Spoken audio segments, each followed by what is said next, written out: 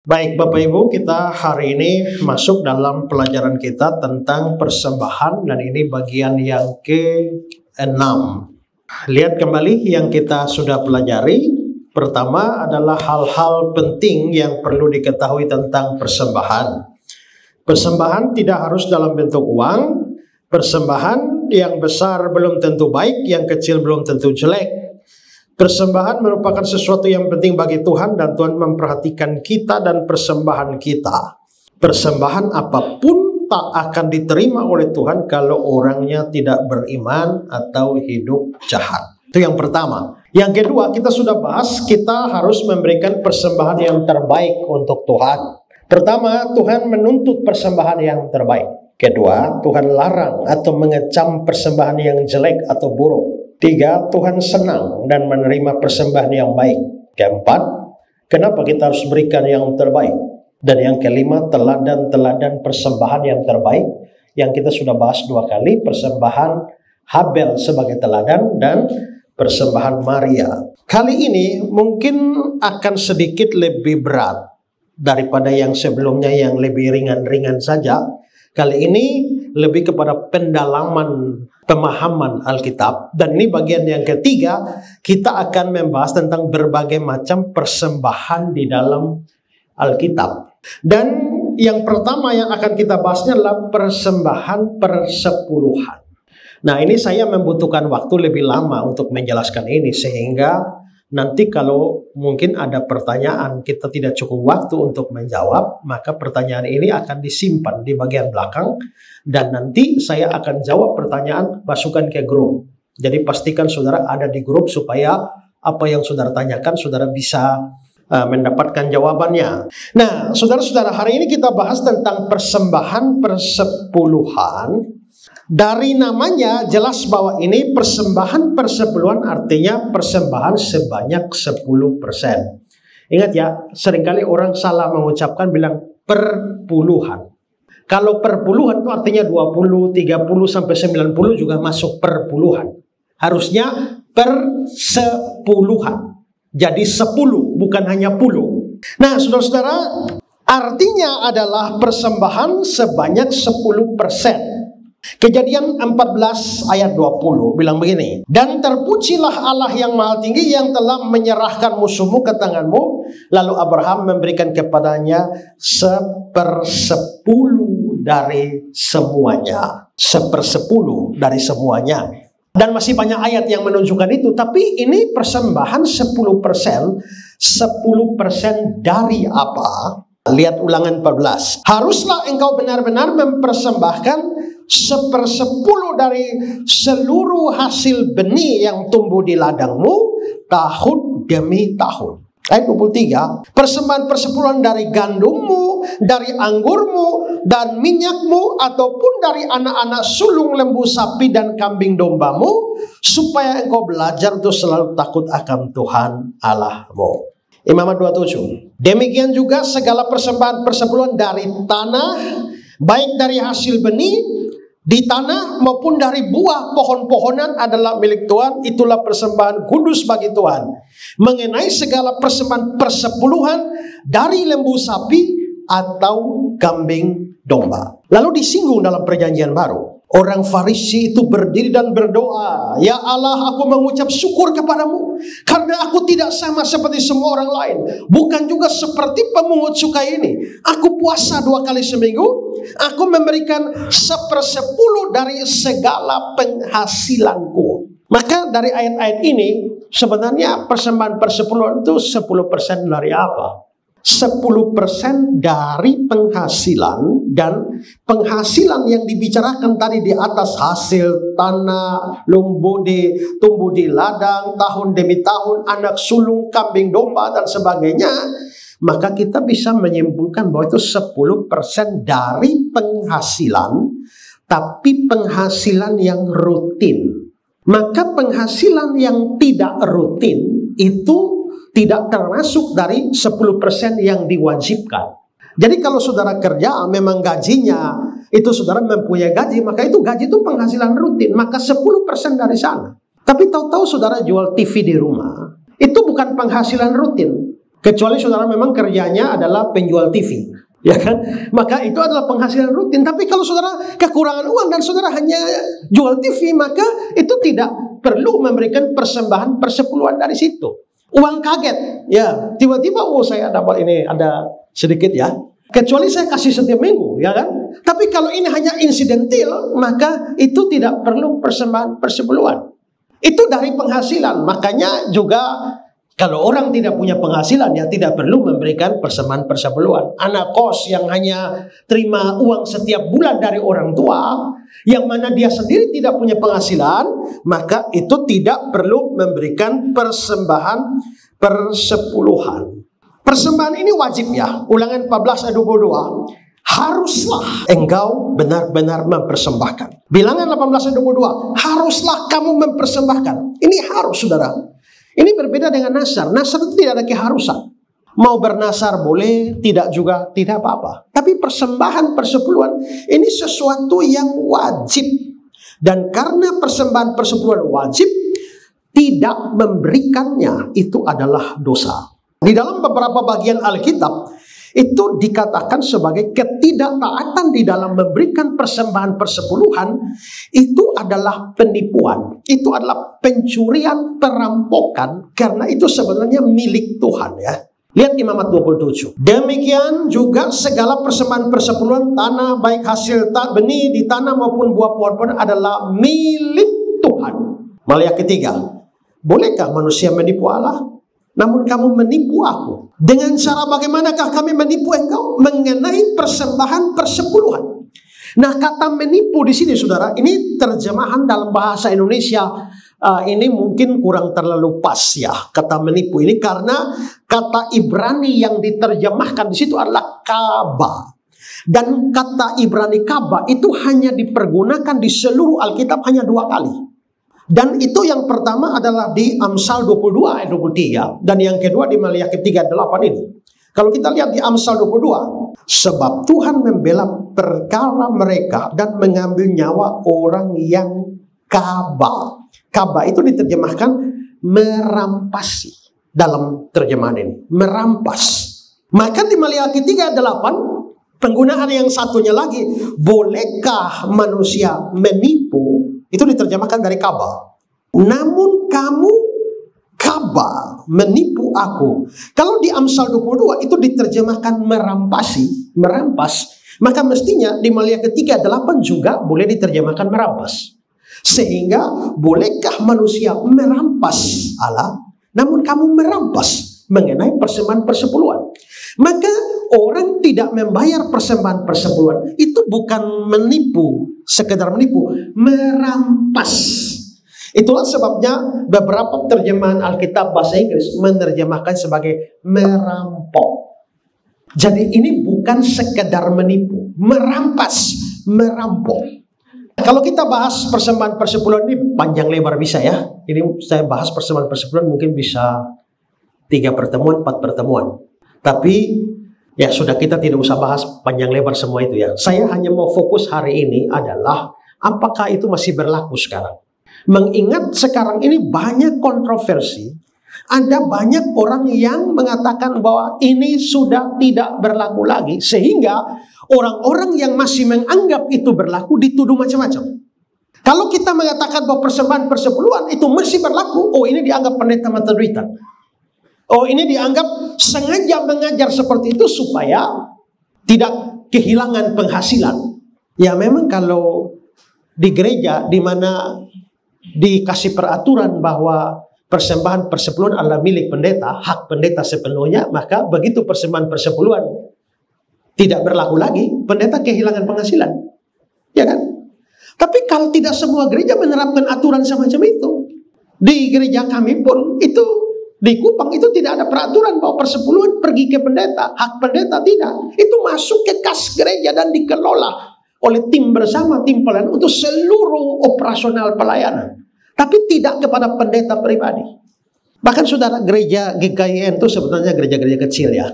Kecil-kecil di kampung-kampung dan kadang-kadang untuk membiayai hidup pendeta pun susah.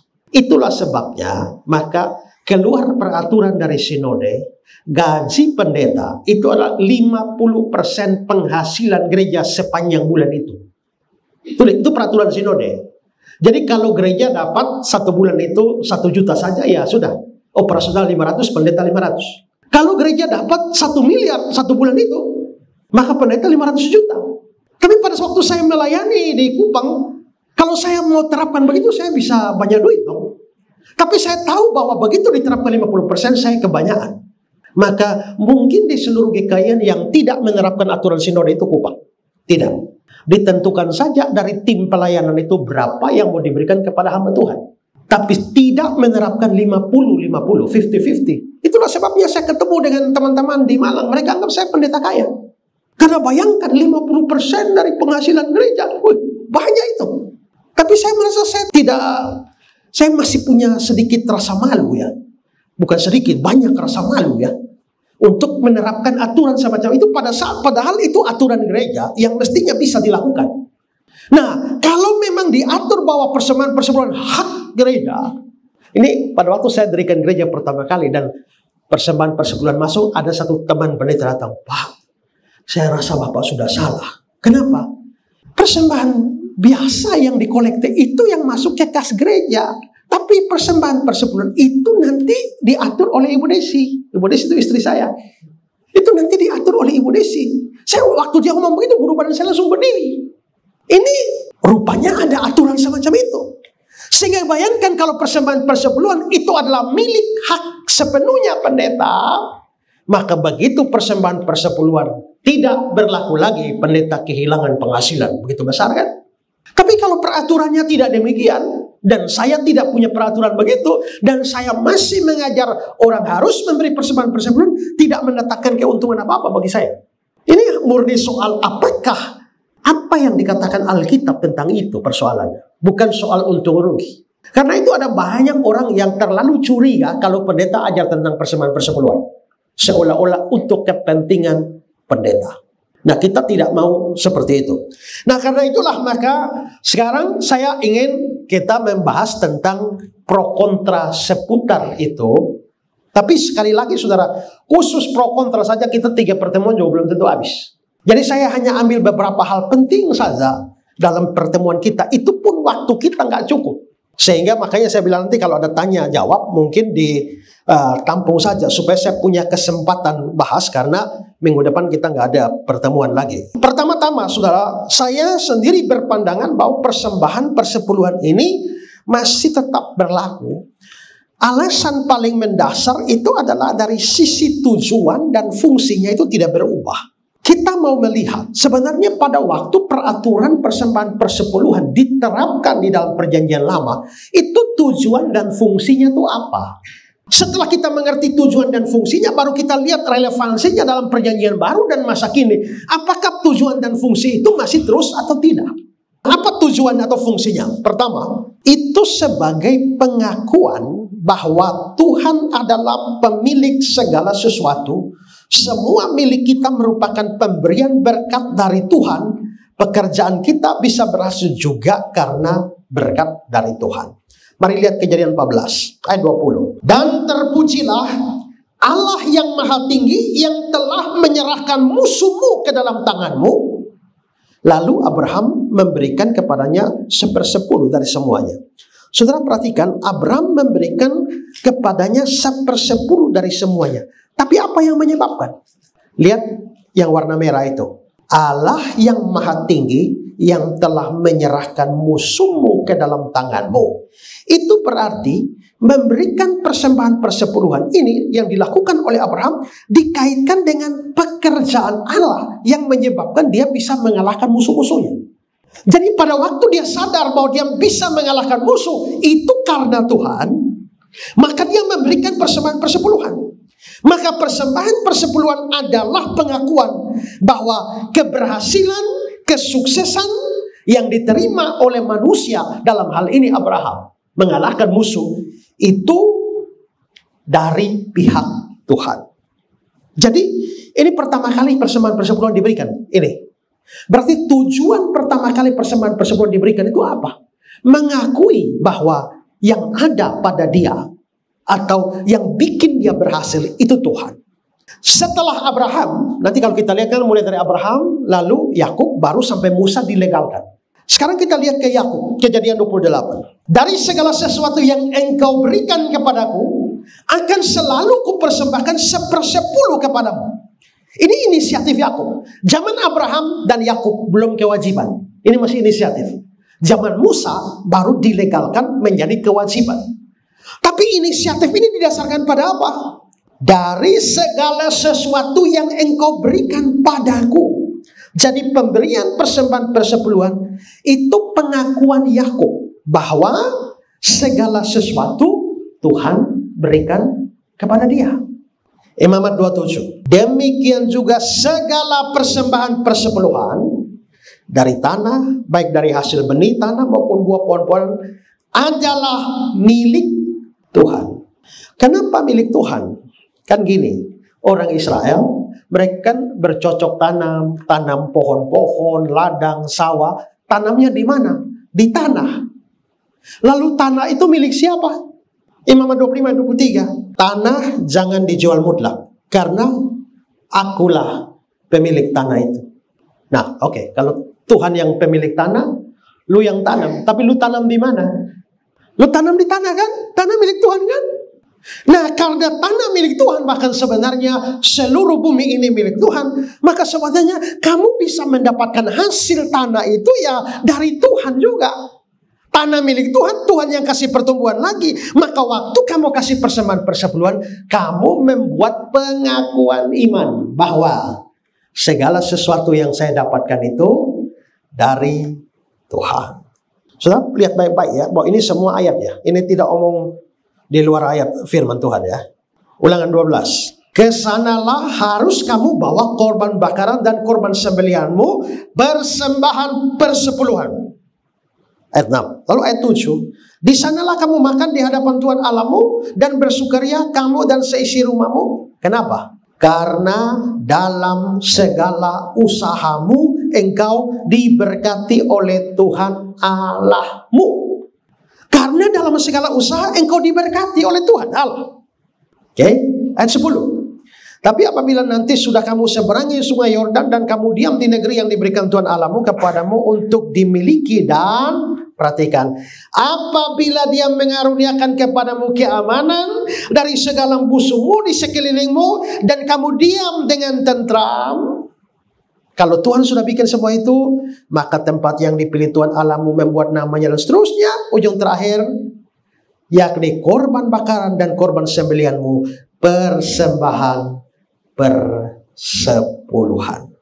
Kalau begitu, lihat, semua yang saya garis bawahi merah tadi itu menunjukkan bahwa persembahan persepuluhan itu dikaitkan dengan berbagai macam kebaikan Tuhan, dinyatakan dalam kehidupan umatnya. Jadi sekali lagi, persembahan persepuluhan itu adalah pengakuan bahwa segala yang kita terima itu dari Tuhan. Itu tujuannya. Ini tidak ngarang-ngarang tujuan karena ada ayat. Sekarang kalau persembahan persepuluhan adalah pengakuan bahwa segala yang kita terima itu dari Tuhan, kira-kira perjanjian baru masih punya prinsip begitu atau tidak? Apakah dalam perjanjian baru masih ada prinsip bahwa segala sesuatu yang kita miliki itu dari Tuhan? Kalau persembahan persepuluhan dalam perjanjian lama tujuannya itu, dan ternyata di dalam perjanjian baru prinsipnya tidak pernah berubah, lalu mengapa orang menghentikan persembahan persepuluhan? Tujuannya masih sama, fungsinya masih sama. Oke, itu pertama. Kedua, apa fungsinya? Tujuannya. Persembahan persepuluhan itu adalah cara untuk mendukung penegakan nama Tuhan. Menegakkan nama Tuhan. Oke, kita lihat-lihat ayat-ayatnya ya. Ulangan 12. Tetapi tempat yang akan dipilih Tuhan Allahmu dari segala sukumu, segala kediamannya, untuk apa? Untuk menegakkan namanya di sana. Tempat itulah harus kamu cari dan ke sanalah kamu pergi. Ke sanalah kamu harus membawa persembahan persepuluhan. Jadi ada tempat di mana Tuhan mau menegakkan namanya. Persembahan persepuluhan dibawa ke sana karena Tuhan menegakkan namanya di sana. Lalu ayat 11, maka ke tempat yang dipilih Tuhan Allahmu untuk membuat namanya diam di sana, haruslah kamu membawa semuanya yang kuperintahkan padamu, yakni salah satunya persembahan persepuluhan. Kalau begitu kita bisa lihat memang ada tempat di mana Tuhan mau menegakkan namanya, dan itu adalah bait suci, rumah Tuhan. Ulangan 14, haruslah engkau benar-benar mempersembahkan 1/10 dari seluruh hasil benih yang tumbuh di ladangmu tahun demi tahun, di hadapan Tuhan Allahmu, di mana? Di tempat yang akan dipilihnya. Untuk apa? Untuk membuat namanya diam di sana. Harus engkau membawa persembahan persepuluhan. Ayat 24. Apabila dalam hal itu engkau diberkati Tuhan Allahmu, jalan itu terlalu jauh bagimu sehingga engkau tidak dapat mengangkutnya, karena tempat yang akan dipilih Tuhan untuk apa? Untuk menegakkan namanya. Berarti dua bagian Alkitab ini itu menunjukkan alasan memberikan persembahan persepuluhan.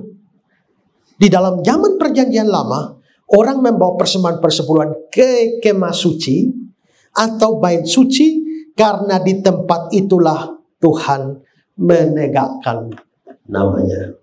Sekarang di Perjanjian Baru dan zaman sekarang, di tempat mana Tuhan menegakkan namanya? Kalau dalam Perjanjian Lama di bait Allah, di Perjanjian Baru di mana? Di gerejanya. Tapi harus dikasih catatan, di gerejanya yang benar. Karena banyak gereja sesat.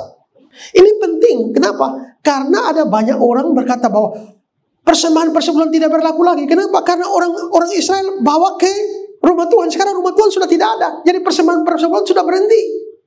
Rumah Tuhan, bait Allahnya sudah tidak ada. Tapi tujuan menegakkan namanya itu apakah turut hilang dengan hilangnya bait Allah? Tidak. Tuhan masih menegakkan namanya di tempat di mana dia beribadah, tetapi harus di gereja yang benar. Makanya memberi persembahan persepuluhan itu tidak boleh di sembarang gereja. Karena kalau gerejanya sesat, kamu kasih persembahan persepuluhan di sana, itu bukan menegakkan nama Tuhan, menegakkan nama setan. Kita sering dengar orang bilang, wah, nggak boleh kasih persepuluhan ke gereja lain. Kenapa? Makan di mana, bayar di situ. Ya kan? Ya, dia pakai analogi restoran, dia lupa bahwa restoran itu bukan gereja, gereja bukan restoran, restoran bukan gereja. Rumah Tuhan zaman Perjanjian Lama satu, tapi di Perjanjian Baru itu banyak. Jadi kita boleh memberikan persembahan persepuluhan kita ke gereja lain dengan catatan gereja itu pertama harus gereja yang benar. Gereja yang benar adalah gereja yang ajarannya benar. Mungkin harus ada persyaratan lainnya. Persyaratan lainnya adalah bahwa harus diberikan pada gereja yang bertanggung jawab di dalam pengelolaan keuangan. Kalau saudara tahu bahwa saudara taruh uang di sana padahal tidak jelas pengelolaan keuangannya, saudara tidak bijaksana. Atau jangan memberikan persembahan persepuluhan ke gereja yang mata duitan. Tahu bagaimana ciri gereja mata duitan? Khotbah topik apa saja ujung-ujung persepuluhan. Khotbah kesabaran, penerapannya persepuluhan. Khotbah akhir zaman, ujung-ujungnya persepuluhan. Khotbah tentang jujur, persepuluhan. Khotbah apa saja persepuluhan semuanya. Ujung-ujungnya begitu. Nah, itu gereja yang mata duitan itu. Di Alkitab ini ada banyak, apalagi sampai dia bilang, kalau tidak kasih persepuluhan, persembahan persepuluhan, masuk neraka. Jadi memang bait Allah tidak ada lagi. Karena bait Allah tidak ada, orang Lewi juga tidak ada. Orang Lewi, imam-imam juga tidak ada. Tapi kembali poinnya adalah bahwa apakah lenyapnya bait Allah Perjanjian Lama? Maka pada zaman Perjanjian Baru dan sekarang, Tuhan tidak ada tempat untuk menegakkan namanya? Kalau saudara bilang tidak, masih ada tempat, maka otomatis persembahan persepuluhan masih berlaku. Karena tujuan dan fungsinya itu masih sama. Walaupun tempatnya sudah berbeda. Ketiga, apa sih fungsinya persembahan persepuluhan dalam Perjanjian Lama? Ini untuk menjamin bisa berjalan dengan baiknya rumah Allah, tercukupinya kebutuhan hamba-hamba Tuhan, sehingga mereka bisa berkonsentrasi pada pelayanan mereka. Ini yang ketiga, saudara. Tapi dua yang pertama itu jauh lebih penting. Orang-orang selalu hanya berpikir bahwa persembahan persepuluhan itu untuk pendeta. Hanya karena ada tujuan ini. Poin ini berhubungan dengan erat dengan poin sebelumnya. Bahwa di sebelumnya Tuhan menegakkan namanya di dalam rumah Tuhan. Tapi pekerjaan Tuhan di dalam menegakkan namanya itu ada kaitannya juga dengan hamba-hamba Tuhan seperti dalam perjanjian lama. Kalau dalam perjanjian lama hamba-hamba Tuhan itu adalah orang-orang Lewi, imam-imam. Memang perjanjian baru tidak ada lagi imam-imam. Imam itu apa? Imam itu perantara manusia dengan Allah. Makanya Allah di sini, manusia di sini, manusia tidak bisa connect langsung dengan Allah. Harus lewat jembatannya, yaitu imam. Begitu masuk perjanjian baru, Yesus Kristus imam besar kita. Begitu Yesus sudah jadi imam, maka dia jadi perantara. Maka begitu Yesus sudah jadi perantara, tidak boleh ada perantara lain lagi. Maka imam otomatis berhenti. Jadi menganggap bahwa pendeta imam itu salah. Termasuk menganggap bahwa suami adalah imam. Ya toh? Seringkali begitu kan? Suami adalah imam dalam rumah tangga. Saya bisa memahami kalau dia bermaksud imam itu adalah pemimpin rohani. Oke lah. Tapi kalau imam dalam pengertian sesungguhnya itu adalah perantara. Maka dalam pengertian sesungguhnya suami pun bukan imam. Tidak ada lagi imamnya. Maka seharusnya gereja-gereja yang masih punya imam itu juga salah. Karena kita punya satu-satunya imam. Itu di 1 Timotius 2 ayat 5. Ya, jadi kita semua ini sudah diantarai oleh Kristus. Maka imam memang sudah selesai. Tapi saudara-saudara, aktivitas di rumah Tuhan seperti dalam perjanjian lama itu masih berjalan. Tapi saudara, tujuannya memang itu. Sekarang lihat 2 Tawarik 31 ayat 4. Dia memerintahkan rakyat, yakni penduduk Yerusalem, untuk memberikan sumbangan yang menjadi bagian para imam dan orang-orang Lewi, supaya mereka dapat mencurahkan tenaganya untuk melaksanakan Taurat Tuhan. Dan masih banyak ayat tentang ini ya. Nah dari ayat-ayat ini, persembahan persepuluhan termasuk untuk membiayai kehidupan para imam itu. Kenapa? Karena pada saat yang lain diberikan tanah untuk dikelola, orang Lewi tidak. Mereka tidak dapat hak tanah. Itulah sebabnya saudara lihat kenapa waktu kerajaan Israel terpecah dua, kerajaan utara dan selatan, itu 2 suku ada di sini, 10 suku di sini. Hitung suku, 10 ada di sebelah, 2 di sini. Tapi hitung tanah, di sini 2, di sana tuh 9. Kenapa? Karena Lewi tidak ada tanah. Maka Lewi bisa di sana, bisa di sini. Mereka tidak ada tanah. Karena tidak ada tanah, maka mereka tidak mempunyai tempat di mana mereka bisa bercocok tanam. Nah, maka ini boleh dibilang sebagai hamba Tuhan full timer. Di mana mereka membaktikan seluruh hidup mereka, tenaga mereka, mencurahkan semua untuk kepentingan Taurat Tuhan. Ya itulah sebabnya kalau memang hamba Tuhan, dia sambil hamba Tuhan jadi pengusaha, nggak perlu dikasih. Dari persembahan persepuluhan itu, yang diberikan ini karena dia nggak punya penghasilan yang lain. Tapi kalau dia punya penghasilan lain, apalagi kalau dia penghasilan lainnya lebih besar dari penghasilan gereja, ya tidak usah diberikan. Persembahan diberikan pada gereja, tapi gereja mengatur untuk memberikan kepada hamba-hamba Tuhan yang memang secara full time tidak mempunyai penghasilan lain, membaktikan diri di sana. Kan ada banyak pendeta juga sekaligus pengusaha kan? Habis pendeta dia jadi pengusaha, ada pengusaha yang jadi pengusaha lalu sekaligus jadi pendeta. Ya artinya dia mempunyai penghasilan yang lain. Pertanyaannya sekarang adalah apakah dalam perjanjian baru dukungan untuk menyokong hamba-hamba Tuhan yang hidup dari Injil itu tidak ada? Ada. Dan banyak sekali ayatnya. Saya tidak berikan di sini untuk hemat waktu. 1 Korintus 9 ayat 14, 2 Korintus 11 ayat 8, Galatia 6 ayat 6 dan seterusnya. Bahkan saudara lihat Paulus ngomong sama Timotius tuh ya, hamba-hamba Tuhan yang baik, penatua-penatua yang baik harus dihormati 2 kali lipat. Terutama mereka yang berjeripayah berkhotbah dan mengajar. Harus dihormati 2 kali lipat. Dihormati 2 kali lipat itu bagaimana? Nanti kalau saudara lihat satu ayat konteksnya di bawah, sebab firman Tuhan berkata, jangan memberangus mulut lembu yang sedang mengiring. Bukankah seorang hamba, seorang pekerja patut mendapatkan upahnya? Berarti hormat 2 kali itu berkaitan dengan pemberian upah. Maka menghormati seorang hamba Tuhan yang jeripaya berkhotbah dan mengajar itu harus 2 kali lipat. Pertama secara moral, menghormati dia karena orang yang dipakai Tuhan. Tapi yang kedua menghormatinya secara finansial. Ada yang mau hormat secara moral saja, tapi pendetanya mati kelaparan. Itu namanya menghormati satu kali lipat saja. Ada yang kasih duit sama pendetanya, tapi waktu dia kasih duit sama pendetanya, dia anggap pendeta pembantunya. Dan dia kehilangan rasa hormat. Tidak. Makanya dia bilang, hormati. Berarti pemberian kepada seorang hamba Tuhan, itu bentuk penghormatan. Makanya disebut sebagai honor. Hormat. Ada banyak gereja yang gaji hamba Tuhan, tapi begitu dia sudah gaji hamba Tuhan, merasa bahwa dia bosnya. Ini hamba Tuhan atau hamba gereja? Ya, itu penghormatan. Nah, maka perjanjian baru masih berlaku itu. Oke, sekarang mari kita bahas keberatan-keberatan yang biasa diberikan. Saya hanya berikan 2 saja ya, karena waktu. Mengapa sih orang-orang yang menganggap bahwa persembahan persepuluhan itu tidak berlaku lagi? Apakah argumentasi mereka?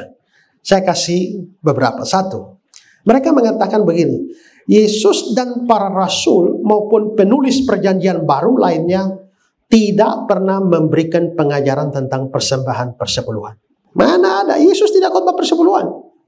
Para rasul tidak mengajar persembahan persepuluhan. Itu yang seringkali dijadikan dasar. Tapi saudara, saya jawab sederhana saja. Yesus dan para rasul tidak pernah memberikan ajaran tentang persembahan persepuluhan. Ya, saya jawab sederhana saja. Apakah Yesus dan para rasul pernah melarang persembahan persepuluhan? Prinsipnya begini, itu diperintahkan dalam perjanjian lama. Lalu tidak diajarkan dalam perjanjian baru. Diperintahkan dalam perjanjian baru, perjanjian lama, tidak diperintahkan dalam perjanjian baru, tapi tidak pernah ada satu hal pun yang menyatakan bahwa itu dianulir. Maka itu harus tetap berlaku.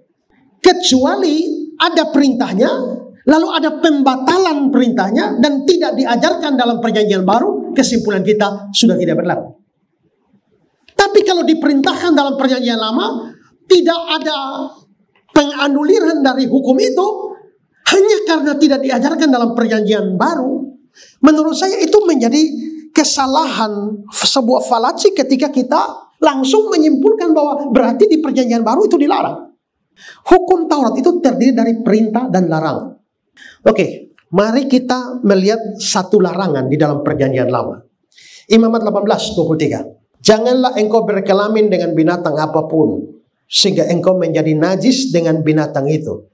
Seorang perempuan janganlah berdiri di depan seekor binatang untuk berkelamin, karena itu suatu perbuatan keji. Jadi ada larangan dalam perjanjian lama, tidak boleh hubungan seks dengan binatang. Hukum Taurat ya. Sekarang pertanyaannya adalah, apakah Yesus pernah mengajar seperti ini di perjanjian baru? Tidak ada. Apakah para rasul dan para penulis Alkitab pernah mengajarkan ulang larangan ini? Tidak ada. Maka kesimpulannya, Yesus dan para rasul tidak pernah melarang. Jadi, larangan ini tidak berlaku lagi. Maka sekarang boleh berkelamin dengan binatang. Kan begitu logikanya. Hanya karena itu tidak diberitakan lagi dalam perjanjian baru, tidak secara otomatis berarti dibatalkan. Kecuali ada hal lain, ada ayat lain, ada indikasi lain yang menunjukkan itu dibatalkan. Karena itu memang ada. Misalnya makan darah atau makan makanan haram. Itu diperintahkan dalam perjanjian lama. Tapi ada ayat-ayat di dalam perjanjian baru yang menganulirnya. Maka kita terima. Tapi persembahan persepuluhan tidak ada. Tapi lebih daripada itu, pertanyaan kita adalah, apakah perjanjian baru memang tidak pernah mengajarkan itu sama sekali? Mari kita lihat Matius 23 ayat 23. Celakalah kamu hai ahli-ahli Taurat dan orang-orang Farisi. Hai kamu orang-orang munafik. Sebab persepuluhan dari selasi, ajas manis dan jintan kamu bayar. Tetapi yang terpenting dalam hukum Taurat kamu abaikan, yaitu keadilan, belas kasihan, dan kesetiaan. Yang satu harus dilakukan, yang lain jangan diabaikan. Oke, Lukas 11 ayat 42. Tapi celakalah kamu hai orang-orang Farisi, sebab kamu membayar persepuluhan dari selasi, inggu, dan segala jenis sayuran, tapi kamu mengabaikan keadilan dan kasih Allah. Yang satu harus dilakukan, yang lain jangan diabaikan. Dari ayat-ayat ini ada 2 hal yang dipersoalkan. Pertama, kamu membayar persepuluhan. Ini kamu bayar. Kasih dan keadilan kamu abaikan. Berarti ada dua hal di sini. Persepuluhan, kasih dan keadilan. Memang kamu bayar persepuluhan yang pertama ini. Kasih dan keadilan kamu abaikan. Lalu Yesus bilang apa? Yang satu harus dilakukan. Yang satu yang mana? Yang ini. Yang lain, yang ini jangan kamu abaikan. Yang satu harus kamu lakukan, berarti persembahan persepuluhan harus kamu lakukan. Kasih dan keadilan jangan diabaikan. Jadi ayat ini tidak melarang persembahan persepuluhan. Ayat ini mengecam orang kasih persembahan persepuluhan, tapi kasih dan keadilan diabaikan. Tapi ingat kalimat ini. Yang satu harus kamu lakukan, yang satu itu apa? Persepuluhan. Persepuluhan harus kamu lakukan. Kasih dan keadilan jangan kamu abaikan. Jadi bahkan dari situ, kalau kita mau memaksakan kalimat Yesus itu, justru kalimat itu mengatakan harus kamu lakukan. Berarti persepuluhan itu Yesus tidak melarangnya. Yesus tidak melarangnya, bahkan ada indikasi dan pernyataan eksplisit bahwa itu harus dilakukan. Kalau itu harus dilakukan, maka omongan bahwa Yesus dan para rasul tidak pernah mengajar persepuluhan itu jadi salah. Sekarang 1 Korintus 9. Tidak tahukah kamu bahwa mereka yang melayani di tempat kudus ini apa? Di rumah Tuhan. Ini mengacu kepada perjanjian lama. Tidakkah kamu tahu bahwa mereka itu siapa? Orang imam-imam, orang Lewi ini.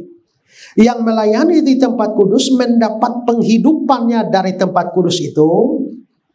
Dan bahwa mereka yang melayani mesbah mendapat bahagian dari mesbah itu. Karena kalau mesbah itu sudah dikasih binatang korban, mereka bisa dapat bagiannya. Demikian pula Tuhan telah menetapkan mereka yang memberitakan Injil harus hidup dari pemberitaan Injil itu. Apa arti kata demikian pula?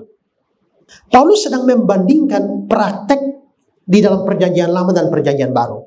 Di perjanjian lama, orang-orang yang hidup kerja di mesbah, makan dari mesbah itu. Mereka yang melayani di tempat kudus, makan dari tempat kudus itu. Demikian pula, secara sama, menurut King James, demikian juga New American Standard Bible, NIV, in the same way, dengan cara yang sama, orang perjanjian baru, para penginjil, mereka harus hidup dari pemberitaan Injil. Nah, sekarang, berarti ini berlaku. Yang perjanjian lama berlaku. Orang yang kerja di mesbah makan dari mesbah. Ini harus berlaku sama dengan orang memberitakan Injil, hidup dari pemberitaan Injil. Nah, yang di sini makan dari mana? Persembahan persepuluhan. Lalu dari sini dari mana? Kalau persembahan persepuluhan dihapus, ini dari mana? Maka demikian pula itu membuat kesejajaran antara apa di dalam perjanjian lama masih berlaku dalam perjanjian baru. Saya kasih kata-kata dari Albert Barnes. Argumen sang rasul di sini, Rasul Paulus, adalah sebagai berikut. Karena para pelayan agama pada zaman Yahudi berhak mendapatkan dukungan dari otoritas dan hukum Taurat Allah, maka fakta tersebut menetapkan sebuah prinsip umum yang juga berlaku untuk Injil. Bahwa dia bermaksud agar para pelayan agama mendapatkan dukungan dalam pekerjaan mereka.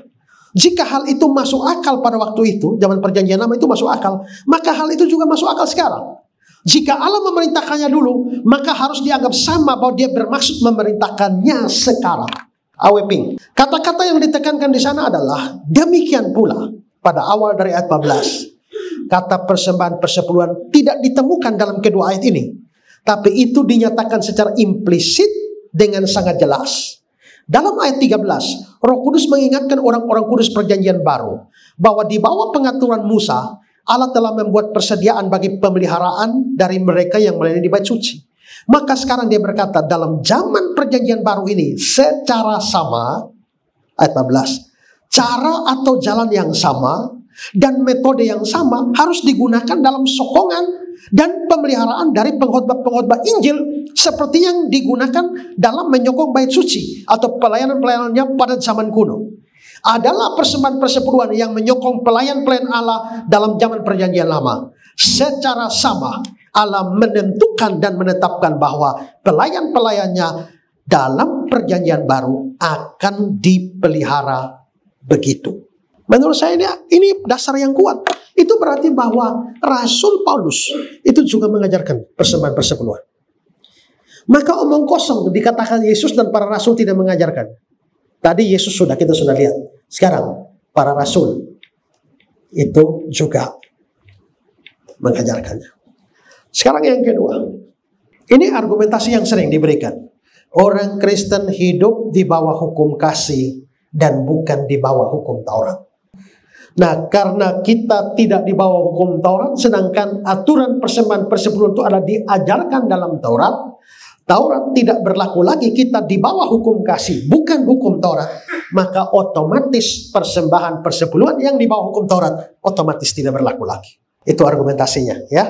Tapi saudara, ini yang sudah sering saya ajarkan, harus kita pahami bahwa di dalam hukum Taurat itu ada hukum-hukum yang bisa dibagi-bagi di sana.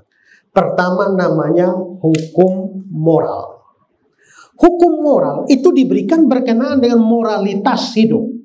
Jangan berzina, itu moral. Jangan saksi dusta, moral. 10 hukum itu hukum moral.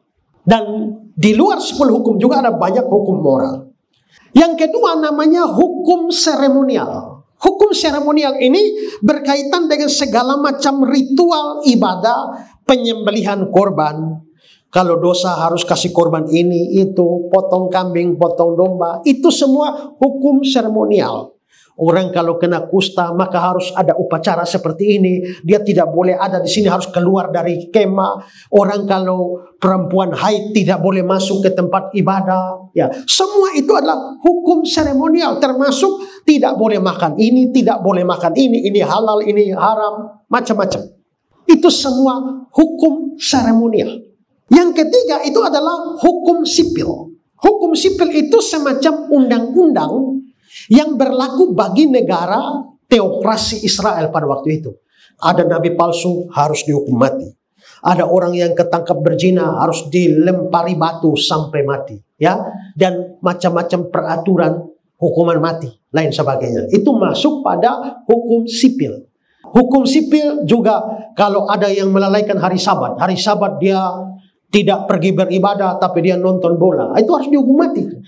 Saya pikir kalau diterapkan sekarang banyak bertumbangan, banyak orang jadi almarhum pada hari Sabat itu, ya. Itu di ini anak-anak yang kurang ajar kepada orang tua itu dihukum mati.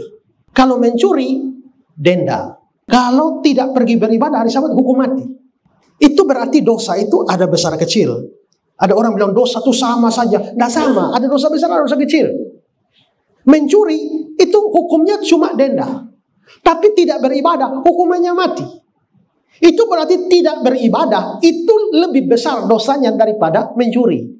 Nah, kalau saudara orang tua, anak tidak pergi beribadah dengan anak mencuri, saudara lebih malu mana? Lebih malu anak mencuri kan? Tapi kalau anak tidak beribadah, tidak apa-apa, bapak juga, ya kan? Padahal dosanya lebih besar tidak beribadah daripada mencuri itu.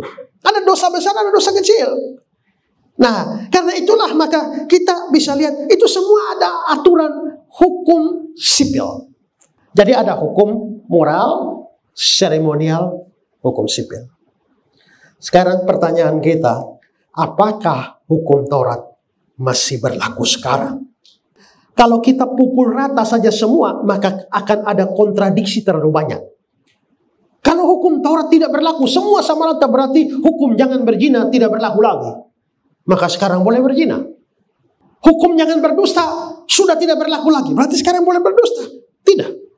Mari kita melihat dulu pertama hukum seremonial. Apakah hukum seremonial masih berlaku? Tidak lagi. Mengapa tidak berlaku? Karena memang hukum itu dibuat bukan untuk dituruti selama-lamanya. Hukum itu tidak bermaksud berlaku selama-lamanya. Itu hukum yang ada batasnya. Ada batas waktu. Sekarang lihat Ibrani 9. Karena semuanya itu di samping makanan, minuman, berbagai macam pembasuhan. Ini hukum-hukum seremonial. Hanyalah peraturan-peraturan untuk hidup insani yang hanya berlaku sampai tibanya waktu pembaharuan. Hanya berlaku sampai tiba waktu pembaharuan. hanya berlaku sampai hari Senin. Berarti setelah hari Senin nggak berlaku lagi. Hanya berlaku sampai tahun 2024. Setelah 2024 tidak berlaku lagi. Hanya berlaku sampai tiba waktu pembaharuan. Berarti setelah waktu pembaharuan tiba, aturannya sudah tidak berlaku. Kapan waktu pembaharuannya? Nanti sudah baca di sini ayat kitab sini, ayat selanjutnya. Waktu pembaharuan itu menuju pada Kristus Yesus datang. Kalau begitu, hukum-hukum seremonial itu hanya berlaku sampai Yesus datang. Maka begitu Yesus datang, hukum seremonial berhenti. Hukum itu, hukum seremonial hanya bayangan. Lihat Ibrani 10 ayat 1. Di dalam hukum Taurat hanya terdapat bayangan saja dari keselamatan yang akan datang, bukan hakikat dari keselamatan itu sendiri. Karena itu bayangan, bukan hakikat, maka begitu hakikatnya datang, bayangannya berhenti, gambarannya berhenti. Saya sering kasih ilustrasi di zaman tempo dulu, kalau zaman di mana komputer belum ada, internet belum ada, lalu saya mempunyai seorang kekasih. Dan saya akhirnya satu hari dia datang pamitan karena dia mau pergi kuliah di Amerika. Dan dia hanya titip gambarnya, fotonya hitam putih, fotonya itu. Dia pergi ke Amerika sekian tahun dan saya tidak bertemu dengan dia. Tapi saya masih punya gambarnya. Gak bisa video call, internet belum ada. Maka satu-satunya hiburan saya adalah gambarnya ini, fotonya ini. Tiap hari saya lihat fotonya, saya ajak ngomong-ngomong, gimana keadaanmu, kuliah bagaimana. Yang saya punya cuma gambar. Setelah lewat 5 tahun, pacar saya itu balik. Orangnya sekarang sudah datang. Sekarang sudah duduk di depan saya. Yang saya ajak ngomong yang mana? Kalau orangnya sudah di depan, terus saya tetap gimana kabarnya. Ya, ini goblok itu namanya. Gambar itu diperlukan waktu orangnya belum datang. Setelah orangnya datang, gambarnya stop. Hukum seremonial itu seperti itu. Itu hanya gambarannya. Itu berfungsi sebelum hakikatnya itu datang. Nah, contohnya korban kambing domba. Mengapa perlu korban kambing domba di dalam perjanjian lama? Sebenarnya itu gambaran. Makanya begitu Yohanes Pembaptis lihat Yesus, dia bilang, lihatlah anak domba Allah. Paulus bilang, anak domba Paskah kita juga, yaitu Kristus, telah disembelih. Berarti semua domba Paskah dengan aturan-aturan makan domba Paskah itu di dalam perjanjian lama, kalau ada acara Paskah makan dari domba itu, makannya harus hati-hati supaya tulangnya nggak boleh patah. Itu diatur. Jadi tidak boleh kayak kita makan tulang ayam dulu, kunyah-kunyah dia. Ya nggak boleh itu. Makan tulang domba itu harus ini. Karena itu gambaran. Nanti begitu Yesus disalibkan di atas kayu salib, penjahat-penjahat itu dipatahkan tulang-tulang kakinya. Tapi karena Yesus sudah mati di atas kayu salib, tidak jadi dipukul patah. Maka dikatakan, supaya genaplah yang difirmankan Tuhan. Tidak ada tulangnya yang patah. Berarti waktu aturan makan di dalam perjanjian lama, tidak boleh kasih patah tulang. Itu bermaksud untuk Kristus. Nah sekarang Kristusnya sudah datang, ngapain lagi kita pakai makan menjaga tulangnya? Patahkan saja, kalau perlu hancurkan saja, ya kan? Sudah tidak berlaku lagi. Karena itulah maka hukum seremonial inilah yang bikin terjadi perbedaan tembok pemisah Yahudi dan non-Yahudi. Kenapa? Karena orang non-Yahudi hukum seremonial tidak boleh makan makanan haram. Tidak boleh makan darah, tidak boleh makan RW, tidak boleh makan babi, dan segala macam. Apakah orang non-Yahudi punya peraturan demikian? Tidak. Tidak ada. Mereka makan saja. Mereka makan saja. Maka sementara orang non-Yahudi boleh makan, orang Yahudi tidak boleh makan. Nah coba saudara bayangkan. Yang bagian ini Yahudi ya. Haram betul ya. Babi, anjing, apa segala macam haram. Yang ini non-Yahudi yang biasa makan. Sekian lama. Tiba-tiba Kristus datang. Lalu kalian yang orang Yahudi percaya Yesus sebagai juru selamat. Lalu saya beritakan Injil kepada orang non-Yahudi ini. Ternyata mereka juga percaya. Kalau begitu sama-sama percaya Yesus kan? Kita satu gereja. Pada saat acara makan di rumah Bapak undang mari makan, siap babi. Kira-kira yang ini bagaimana? Heber sudah percaya Yesus, tapi nenek moyang dari nenek moyang sudah Arab. Maka begitu mereka tahu, Bapak, ini bagaimana ini ya? Ini masalah ini. Tapi begitu syukuran di rumah ibu, yang ini harap ada babi, sampai di sana gak dapat. Maka terjadilah masalah di tengah jemaat. Gara-gara masalah ini, biarpun mereka kan belum mengerti hukum itu sudah tidak berlaku kan? Karena nenek moyang dari turun-temurun begitu. Nah, maka terjadilah konflik di dalam gereja mula-mula. Lalu akhirnya dibawalah dalam sidang di Yerusalem. Makanya diputuskan ambil jalan toleransi. Yang lain bilang, yang non-Yahudi ini harus disunat semua. Maka dikasih di dalam sidang Yerusalem di Kisah 15. Rasul-rasul bilang keputusan kami dan keputusan Roh Kudus. Jangan tanggungkan lagi kepada non-Yahudi ini satu kuk yang tidak bisa dipikul oleh nenek moyang kita. Jadi tidak perlu ada aturan harus sunat baru selamat. Jadi kalian yang Yahudi ini harus terima saudaramu yang tidak bersunat. Tapi kalian yang non-Yahudi ini, ingatlah, toleransi sedikitlah dengan saudaramu loh. Bagaimanapun dari nenek moyang mereka sudah haram, jadi susah. Jadi kalian kalau bikin acara-acara, tolong ya, jangan makan babi, jangan makan darah, supaya aman. Jadi yang dibicarakan dalam Kisah 15 itu prinsip toleransi, bukan aturan sebenarnya. Kalau ikut aturan sebenarnya sudah tidak berlaku lagi. Tapi saudara lihat bahwa yang jadi masalah bikin Yahudi dan non-Yahudi itu karena hukum seremonial. Hukum moral tidak ada masalah. Hukum seremonial yang memisahkan Yahudi dan non-Yahudi. Nah, karena itu Paulus bilang, Efesus 2:15, sebab dengan matinya sebagai manusia, ia, Kristus, telah membatalkan hukum Taurat dengan segala perintah dan ketentuannya. Saudara, hukum Taurat mana yang dibatalkan? Saudara baca geser dikit di atas.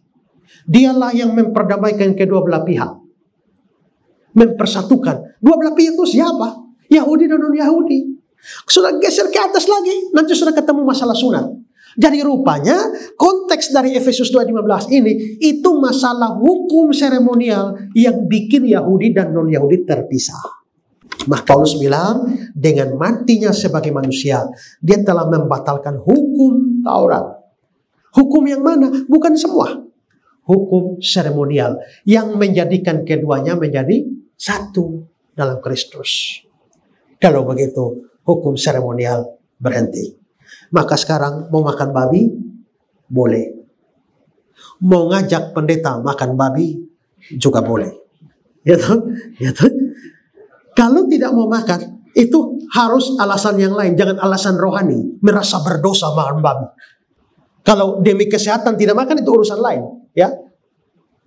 Kalau begitu, hukum seremonial berhenti.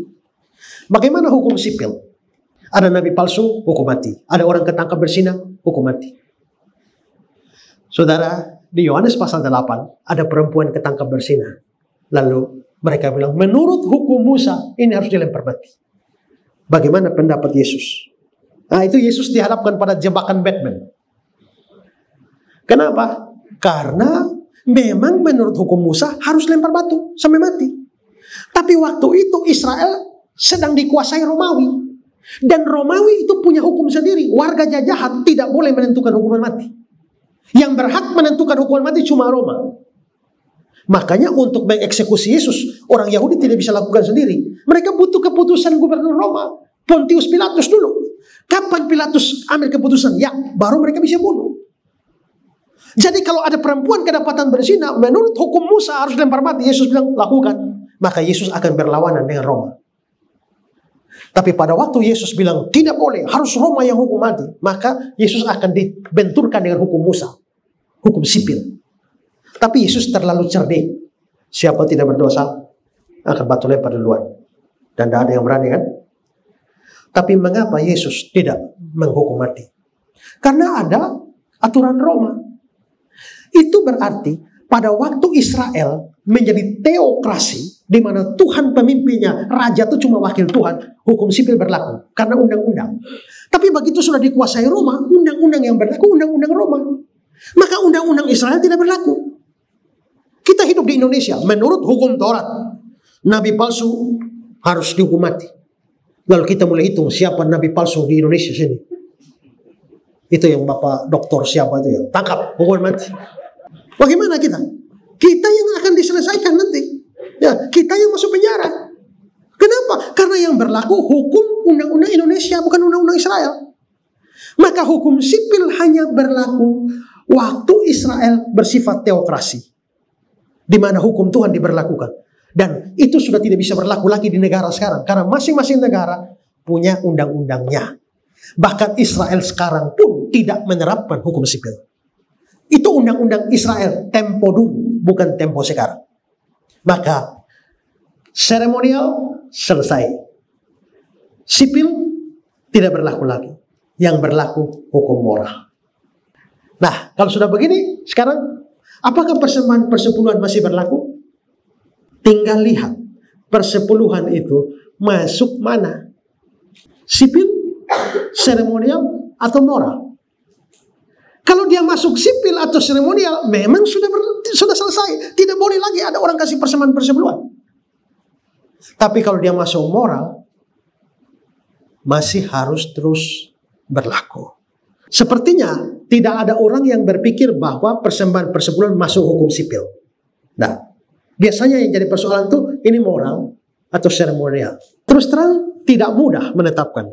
Karena itu butuh data yang panjang. Tapi saya hanya mau ringkas saja di dalam waktu kita yang singkat.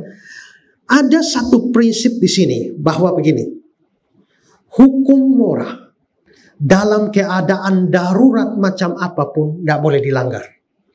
Walaupun mati, tidak boleh dilanggar. Jangan ada padamu Allah lain di hadapanku. Jangan membuat bagimu patung yang menyerupai apapun untuk sujud menyembah. Itu tidak ada perkecualian. Maka Sadrak, Mesak, Abednego itu siap dibakar di dalam dapur api. Menolak menyembah patung. Dia bukan Nesar. Tidak ada perkecualian. Daniel itu tetap mau menyembah Allah. Biarpun masuk gua singa. Sekarang saudara, kalau dalam keadaan bahaya dan kita ditangkap. Kalau kamu menyangkal Yesus, selamat. Tapi kalau tetap percaya Yesus, kepala putus. Bolehkah saya pura-pura mengaku tidak percaya Yesus? Yang penting saya lolos dulu. Tapi sebenarnya dalam hati saya tetap percaya Yesus. Dengan kata lain, saya mau menipu teroris-teroris ini. Kan yang penting kan Tuhan melihat hati. Walaupun mulut saya, ya mulai sekarang saya nggak percaya Yesus lagi. Tapi Tuhan, engkau lihat hatiku loh ya. Boleh nggak? Sekarang coba saudara pikir, kira-kira waktu Petrus menyangkal Yesus, apakah memang hatinya sungguh-sungguh mau bilang dia tidak kenal Yesus? Atau hanya mulutnya demi selamat? Saya nggak percaya Petrus dari hati menolak Yesus. Tidak. Dia hanya kepepet saja. Saya tidak kenal orang itu. Itu hanya pengakuan sesaat. Padahal dalam hati dia tetap percaya Yesus kok. Tapi apakah penyangkalan Petrus pernah dibenarkan? Tidak. Abraham, kalau dia ngaku bahwa Sarah itu adalah istrinya, dia bisa dibunuh. Jadi dia suruh supaya Sarah, kamu jangan ngaku ya, bahwa saya istri, kamu istri saya. Bilang saja, saya ini abangmu. Ini kan bahaya. Bolehkah menipu dikit-dikit supaya selamat? Nah juga, ternyata itu dipersalahkan. Saudara, kalau keadaan sekarat, anak saudara kelaparan dan hampir mati. Saudara terpaksa todong orang di jalan untuk kasih makan anak saudara. Apakah dibenarkan? Ini kepepet. Walaupun bisa dimengerti, tapi nggak bisa dibenarkan. Semua itu hukum moral. Artinya hukum moral itu apapun terjadi tidak ada perkecualian. Maka yang namanya berbohong demi kebaikan, white lie itu nggak ada. Jadi kalau ibu dikejar perampok, lari masuk kolong tempat tidur saya, datang perampoknya, lihat ibu tadi baju coklat. Karena saya tidak boleh berbohong, maka saya bilang itu di kolong tempat tidur. Saya harus jujur. Ataukah saya harus berbohong bahwa saya tidak lihat? Atau gimana? Atau ya saya lihat tapi saya nggak mau kasih tahu. Nah itu masalah-masalah etika. Tapi yang namanya white lie itu tidak ada. Orang biasa bilang bagaimana dengan itu Rahab itu kan? Tapi tidak ada yang membenarkan Rahab. Rahab dipuji di Ibrani 11 karena imannya, bukan karena dustanya. Jadi rupanya di dalam hukum moral Tidak ada perkecualian sama sekali. Dalam kondisi darurat, tetap tidak dibenarkan kalau orang melanggar. Itu hukum moral. Bagaimana dengan hukum seremonial? Kalau hukum seremonial, kayaknya kalau darurat, bisa ada toleransi. Contohnya bagaimana? Nah gini, di dalam hukum seremonial, ada yang namanya roti sajian. Dan roti sajian itu hanya boleh dimakan oleh imam. Selain imam tidak boleh dimakan. Keluaran 29. Haruslah Harun dan anak-anaknya memakan daging domba jantan itu serta roti yang ada dalam bakul di depan pintu kemah pertemuan. Yang makan itu adalah Harun dan anak-anaknya. Haruslah mereka memakan semuanya dan dipakai untuk mengadakan pendamaian. Dan pada waktu mereka ditabiskan dan dikuduskan. Tetapi orang awam jangan memakannya, sebab persembahan kudus semuanya. Jika ada yang tinggal dari daging persembahan pentabisan, dari roti itu sampai pagi, harus kau bakar habis. Yang tinggal dengan api, jangan dimakan, sebab persembahan kudus semuanya itu. Jadi roti itu, di atas mezbah itu, hanya boleh imam makan. Orang awam tidak boleh. Ini aturan seremonial. Imamat 24 ayat 9. Roti itu teruntuk bagi Harun serta anak-anaknya, dan mereka harus memakannya di suatu tempat yang kudus. Itulah bagian maha kudus. Jadi roti itu harus hanya Harun dan anak-anaknya boleh makan. Ini aturannya. Sekarang saudara, kalau saudara ada di situ dan itu roti yang hanya boleh dimakan oleh imam, ini ada anak mau mati kelaparan, saudara biarkan anak itu mati atau melanggar peraturan ini? Ambil roti itu kasih makan anak ini. Apa yang saudara lakukan? Oke, mari lihat 1 Samuel 21. Maka sekarang ini konteksnya Daud dengan anak buahnya sedang dikejar-kejar Saul. Ya, mereka sudah nggak punya makan lagi. Maka sekarang apa yang ada padamu? Berikanlah kepadaku 5 roti atau apapun yang ada. Lalu jawab imam itu kepada Daud, tidak ada roti biasa padaku, hanya roti kudus yang ada. Hanya roti kudus ini. Ini roti kudus ini yang tidak boleh dimakan oleh orang awam. Asal saja orang-orangmu itu menjaga diri terhadap perempuan. Maksudnya menguduskan diri. Daud menjawab imam itu, katanya kepadanya, memang kami tidak diperbolehkan bergaul dengan perempuan, seperti sedia kala apabila aku maju berperang. Tubuh orang-orangku tahir, sekalipun pada perjalanan biasa, apalagi pada hari ini, masing-masing mereka menjadi tahir tubuhnya. Lalu imam itu memberikan roti kudus itu, karena tidak ada roti di sana kecuali roti sajian. Roti itu biasa diangkat oleh orang di hadapan Tuhan, dan seterusnya. Dikasih Daud dan pengikutnya makan. Menurut aturan, tak boleh, hanya imam dan anak-anaknya, ini tak boleh. Dan menariknya, Tuhan Yesus pun menyinggung peristiwa ini, tapi tidak menyalahkan Daud dan tidak menyalahkan imam itu. Matius 12. Pada waktu itu hari Sabat, Yesus berjalan di ladang gandum. Karena lapar, murid-muridnya memetik bulir gandum dan memakannya. Melihat itu berkatalah orang-orang Farisi kepadanya, lihatlah muridmu berbuat sesuatu yang tidak diperbolehkan pada hari Sabat. Tapi jawab Yesus pada mereka, tidakkah kamu baca apa yang dilakukan Daud ketika ia dan mereka yang mengikutinya lapar? Bagaimana dia masuk ke dalam rumah Allah dan bagaimana mereka makan roti sajian yang tidak boleh dimakan baik olehnya maupun mereka yang mengikutinya kecuali oleh imam-imam? Apa lu tidak baca itu? Ini argumentasi Yesus melawan ahli-ahli Taurat. Dengan kata lain, Yesus pun tidak bersalahkan Daud. Kalau begitu kesimpulannya apa? Banyak contoh bisa diberikan ya. Tapi kesimpulannya apa? Hukum moral dalam kondisi darurat macam apapun tidak boleh dilanggar. Hukum seremonial kalau darurat pilihannya nyawa atau hukum, maka pilih selamatkan nyawa daripada hukum. Boleh dilanggar. Dengan kata lain, harus menghargai nyawa lebih daripada hukum seremonial. Tapi hukum moral harus mempertahankan hukum moral lebih dari nyawa. Jadi, misalnya kita zaman perjanjian lama, ya, zaman perjanjian lama, nggak boleh makan babi. Tahu-tahu kita naik pesawat dan terdampar di hutan yang tidak ada apa-apa kecuali babi. Apa yang kita buat? Menurut hukum Tuhan haram.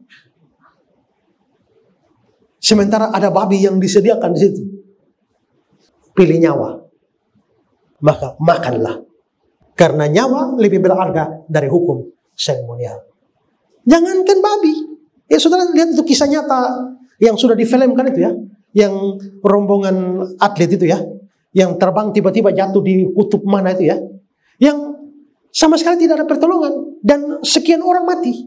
Dan mau tidak mau mempertahankan hidup mereka. Mereka terpaksa makan daging mayat yang lain. Itu kisah nyata. Saudara bisa lihat di Netflix itu. Saya lupa judul filmnya itu apa. Cari di Google nonton. Ya, bahkan ada orang yang sudah mati, ya, sudah mau mati, dia izinkan supaya kalau saya sudah mati makanlah saya.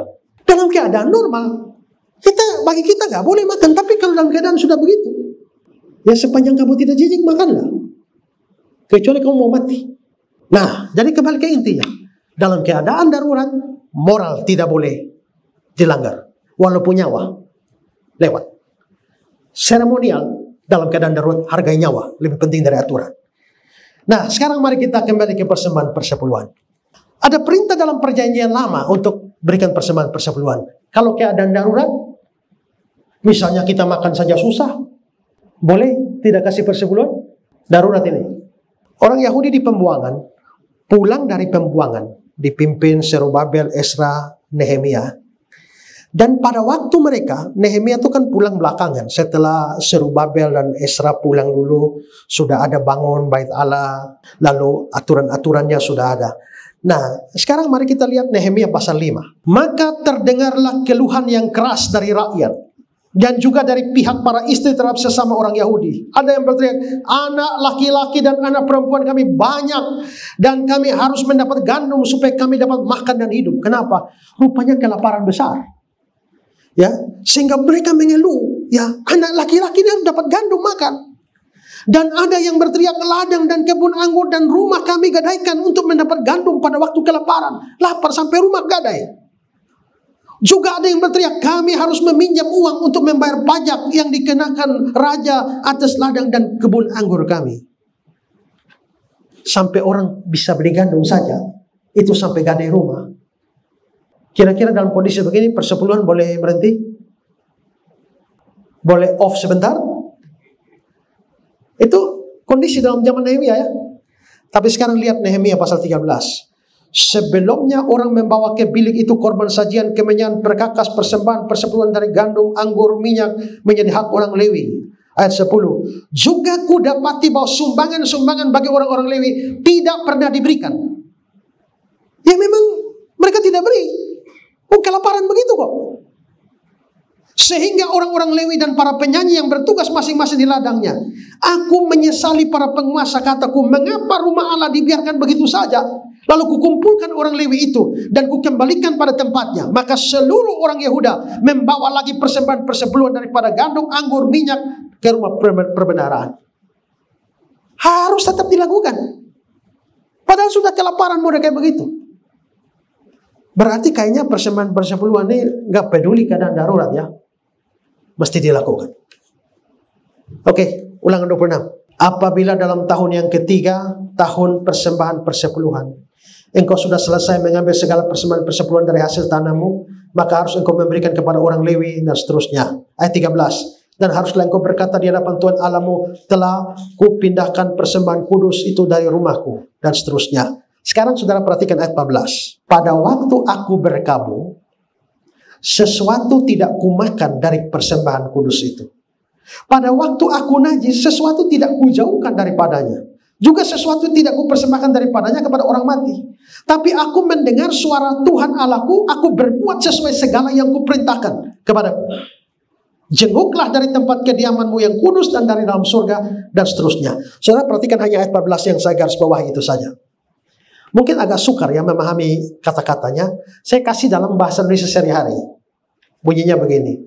Dari persembahan itu tidak sedikit pun yang saya makan waktu saya sedang berkabung. Atau saya bawa keluar rumah waktu saya sedang najis. Atau saya berikan sebagai sajian kepada orang mati. Saya telah taat kepadamu ya Tuhan. Segala yang kau perintahkan sudah saya lakukan. Maksudnya apa?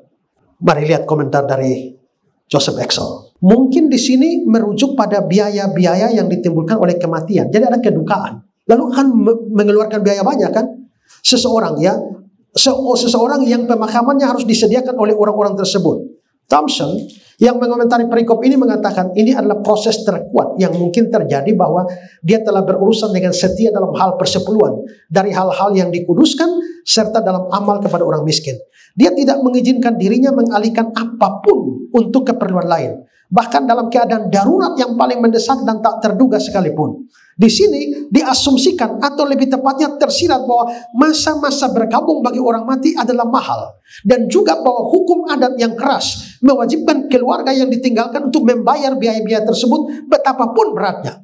Oleh karena itu, godaan untuk mencurahkan sebagian dari persepuluhan benda-benda kudus dan amal untuk membiayai pengeluarannya sangat besar, tak terduga dan bersifat providensi ini akan sangat mendesak. Dan dia yang berdiri setia pada saat-saat seperti itu dapat dengan aman dipercaya pada semua kesempatan lainnya. Maksudnya begini, ada kedukaan dan butuh uang banyak. Tapi orang ini tetap berpegang teguh, tidak mau pakai persembahan persepuluhan itu untuk membiayai itu. Dia tetap harus diberikan. Kalau saudara kepepet utang banyak, gimana? Mau pakai persembahan persepuluhan bayar utang? Itu kan kepepet. Tapi ternyata tidak. Kalau begitu intinya apa? Persembahan persepuluhan dalam keadaan darurat tetap terus dilakukan. Kalau itu terus dilakukan, kita lihat hukumnya. Berarti ini hukum moral, bukan seremonial. Dan kalau itu hukum moral, artinya itu masih terus berlaku. Oke, sekarang saudara ya, pikirkan ini. Seandainya persembahan persepuluhan bisa tidak berlaku dan bisa berlaku. Coba saudara pikir ini. Sebenarnya persembahan persepuluhan sudah dihapus. Dan saudara masih mau terus memberi 10%. Saudara berdosa nggak? Tuhan bilang persembahan persepuluhan sudah tidak berlaku lagi. Tapi saudara tetap mau kasih 10% dari penghasilan saudara. Saudara berdosa? Enggak kan? Hanya saudara melakukan apa yang tidak diperintahkan. Tapi kalau persembahan persepuluhan itu perintah yang masih terus berlaku dan saudara berhenti, dosa enggak? Dosa. Jadi seandainya tidak ada pelajaran hari ini, jauh lebih aman memberi daripada tidak memberi. Iya kan? Nah, karena itu kalau ini masih berlaku, maka mari belajar setia. Dalam keadaan darurat bagaimanapun, berikanlah. Tapi berbijaklah supaya beri dengan baik, beri ke tempat yang benar, beri dengan motivasi tujuan yang benar, dan jangan beri kalau saudara tahu itu malah dimakan oleh pendeta. Ya, beri betul-betul untuk pekerjaan Tuhan. Ya, next. Itu persembahan pertama, yaitu persembahan persepuluhan. Kedua, persembahan buah sulung. Sampai jumpa tahun 2025. Ya, Tuhan memberkati kita. Amin.